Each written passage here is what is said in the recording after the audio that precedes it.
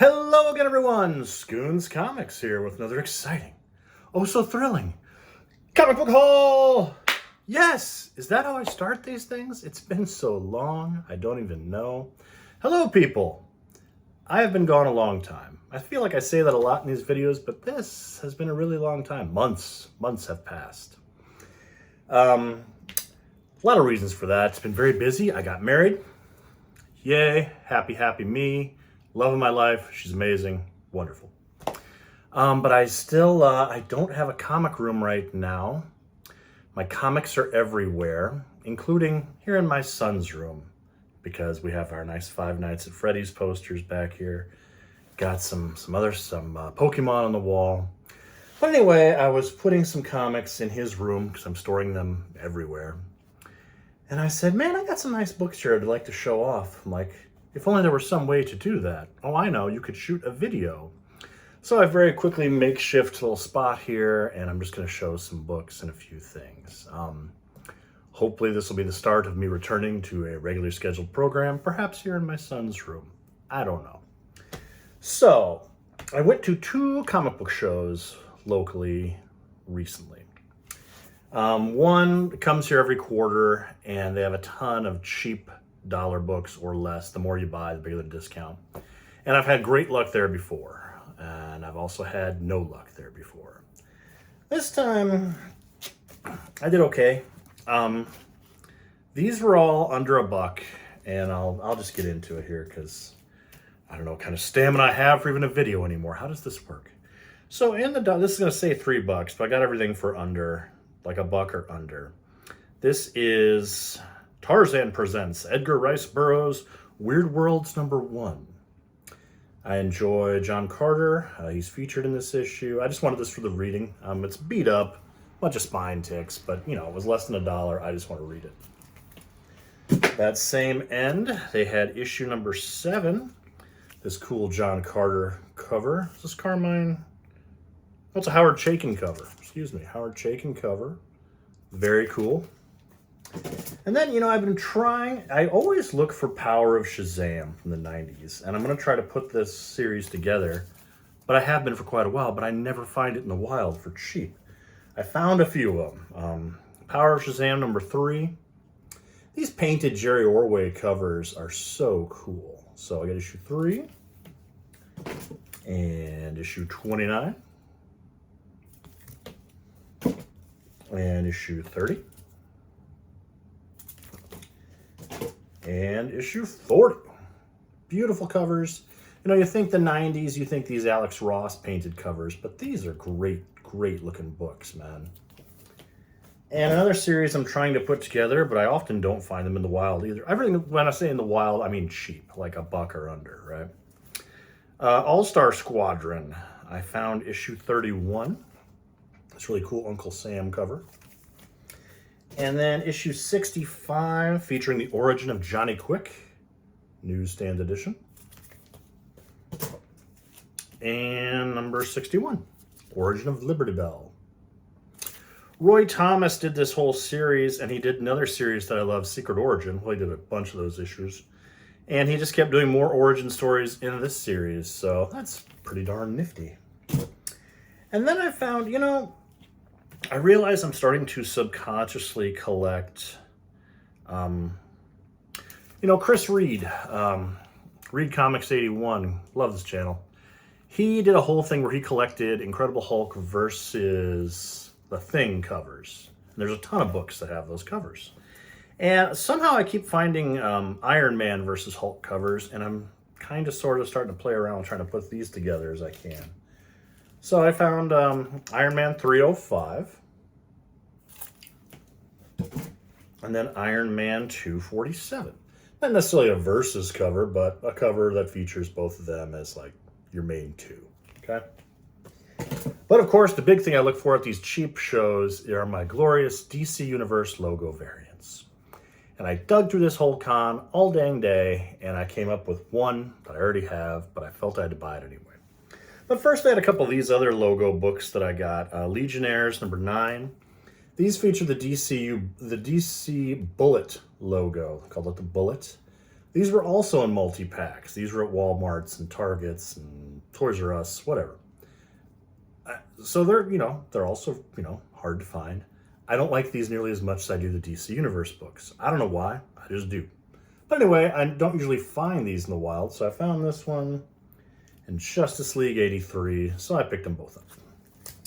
And then the only DCU book they had, I swear to God, Justice League America number 88, featuring the DC Universe logo variant. Yay. All right, now the good stuff. The good stuff. Okay, to me, it's good stuff. There's another local show that's just been starting here this last year. They do it a couple times a year, 3 times a year maybe, I don't know. And the last show I went to, it's a collectible show. Sports cards, anything under the sun.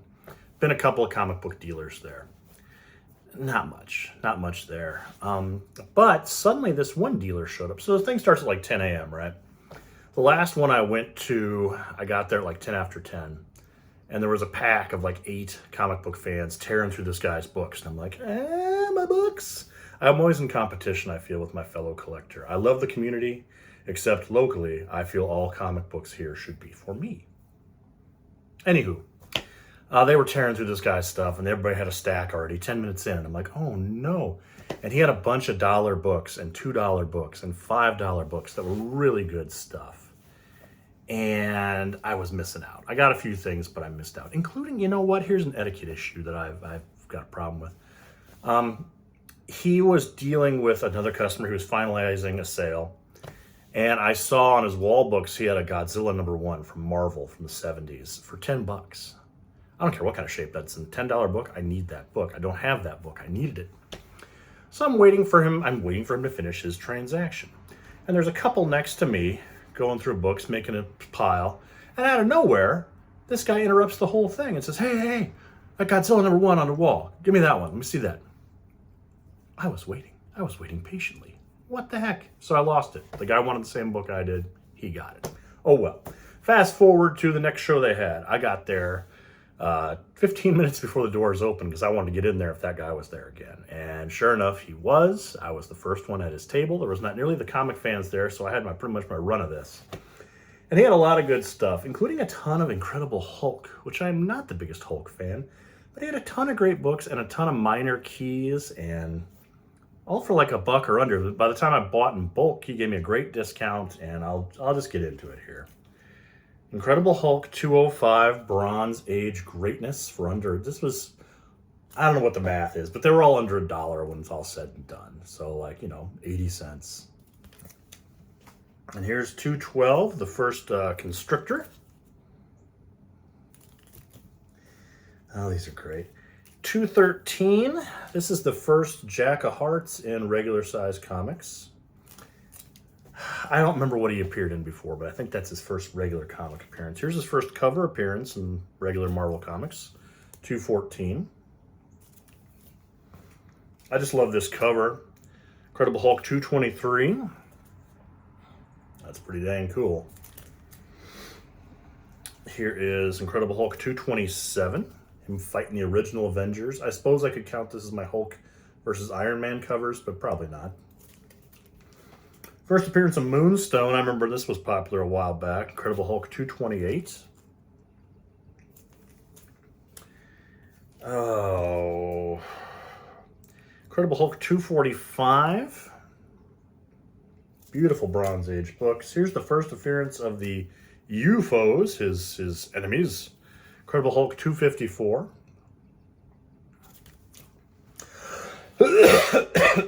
Excuse me. I got the post-COVID cough, people. I've had COVID 6 weeks ago now.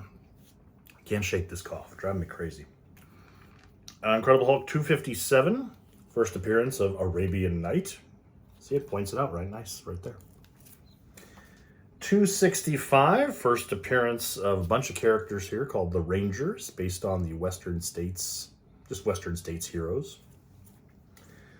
This is 267, the first cameo appearance of Brian Banner, the Incredible Hulk's terrible, abusive father. Here's one that was all the rage a little bit ago, and I got this for under $1. Incredible Hulk 282. First time She-Hulk and Hulk fight together in an issue, I do believe. Here's a cool cover with the origin of Thunderbolt Ross, Incredible Hulk 291. 299, cool Doctor Strange cover. 308. 312, this is the first full appearance of Brian Banner. Also a terrible, terrible panel of a toddler, a young Bruce Banner, trying to defend his mother, and his father just backhanding him out of the air. Good Lord. So yeah. Incredible Hulk 314. You know what else was significant about this? Nah, I think I'm wrong. Never mind. 314. 315. 316. They were all, bronzers and cheap, and I had to get them. Incredible Hulk 319. The marriage of Bruce Banner and Betty. Bruce and Betty. Incredible Hulk 321, taking on like the entire Avengers squad, as you do. 322, looks like Hulk lost. 323, fighting the Vision. I love the Marvel 25th anniversary covers. It's a newsstand edition, Incredible Hulk 325. Also, first Rick Jones as the Hulk. Incredible Hulk 326. 331. This is the first Smart Hulk, Intelligent Hulk. And this is Peter David's start on his acclaimed run writing this series. I think he wrote it for something ridiculous, like 8 years? Longer? 8 years, more than 8 years. So that's cool. Hulk 332. A lot of these are minor keys. Like I took out okay, so after I bought some books from this guy and I made the rounds, I didn't see much else at this show. And no one else was at his booth, so I went back. And I started getting through nitty-gritty stuff. I busted out Key Collector and I found books that had minor first appearances, So I've got a lot of these. Incredible Hulk 338. Incredible Hulk 333. Todd McFarlane cover. I got some good McFarlanes here. If there was no 340, believe me, I looked. I was hoping. Incredible Hulk 341. Newsstand edition. Great shape. I was like, these might have to get sold at some point in time. Incredible Hulk 343. Newsstand. 344. Newsstand. Beautiful condition. 345 newsstand. I know this goes for a couple bucks. Really cool, iconic cover. 347, first appearance of Hulk as Joe Fixit. And then 370 versus the Defenders. 376 versus Hulk, Green Hulk versus Gray Hulk. Great cover. Dale Keown cover. Yeah. And then he had also books for like $5. And I found Incredible Hulk 122. Beautiful book. For $5 to get this sucker was a really great deal. And then Incredible Hulk 161. It's awesome cover versus Beast. This is the death of the X-Men character Mimic. And God, I've wanted this book forever. Dead of Night, number 11, featuring the Scarecrow. He had a price tag of $20 on it. He threw it in for $10 after all was said and done. So I thought that was really cool. And then last but not least, he had 2 Golden Age books that he gave me for $5 each. And I'll take any Golden Age book for that little. Here's Daredevil, number 81. I think this is from 1950 or 51. And the one I really wanted because it had the date on it. Crime and Punishment, number 18, from September 1949. $5 Golden Age goodie. Man. It's been a while, guys, but I still love comics. I love them. I love them. I love them. I'm still hunting. I hope you all are too. This hobby's awesome. And that's all I have this time, guys. I hope to be back soon. God only knows. Maybe with some better wall decorations. But I'm here. I'm alive. I'm well. I'm happy. Everybody be safe, and I will see you soon.